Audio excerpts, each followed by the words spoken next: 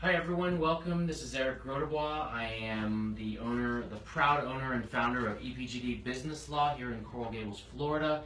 And today we're going to talk about trusts. Now specifically we're going to talk about special needs trusts, which are more and more important.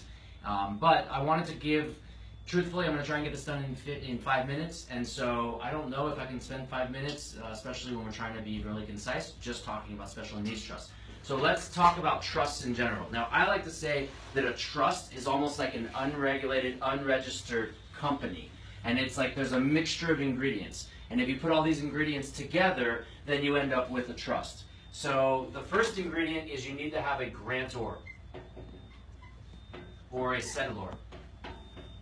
Those are synonyms. And basically all that it means is that's the person who has property. So that's the second thing you need in a trust. You need property. Without a property, there's nothing to talk about.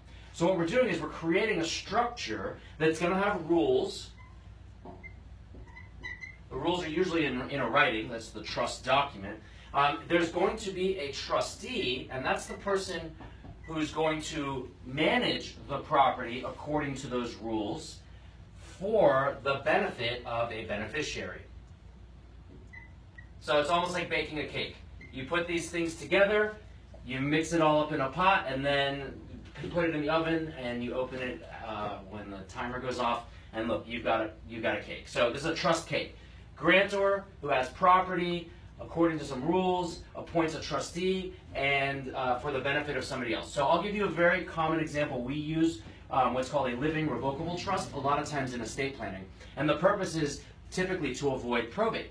So what we want to do is we want to put all of our assets in the name of our trust so that if we pass away, we'll have a backup trustee, for example, my sister, who can then immediately administer the property for the benefit of the successor beneficiaries, in this case my sister and my mother, and then distribute the property. And that way we can avoid the court. So that's a very common one. Now, I didn't mention something else, but this is the same for all trusts. And there's typically two main types of trusts. The two types of trusts that I like to think about are irrevocable and revocable.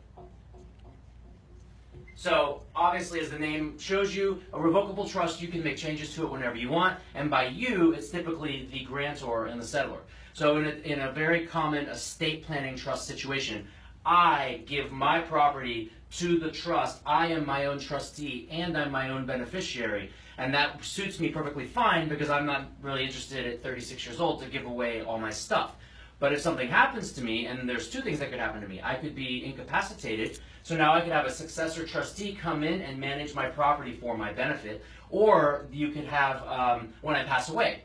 So an irrevocable trust means that you can't make any changes. So a lot of times we'll use irrevocable trusts more from an asset protection perspective, where a great example is you're going to give the property away forever because it's irrevocable. The beneficiary is going to be a third party, so it's not going to be yourself, and you'll have an independent trustee. And if you do a structure like that, you might be able to avoid the situation where you get sued.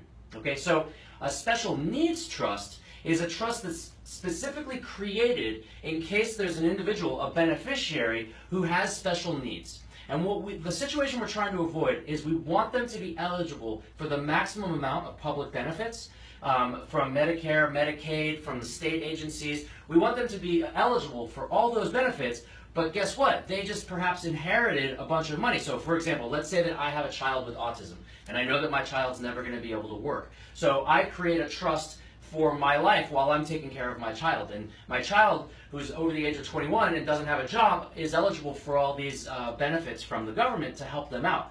But then all of a sudden I pass away, and it's my only child. Now my child has inherited all the money and all the assets that were inside the trust.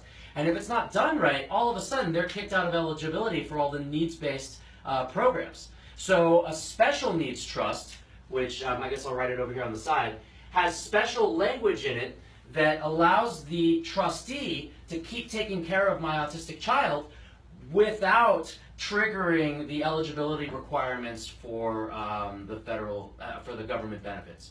Obviously, it's hard to put how complex this is on a whiteboard, but just know that this is something that we can plan for. It's all about planning, planning, planning. My name's Eric Rodebois, EPGD Business Law, and thank you very much.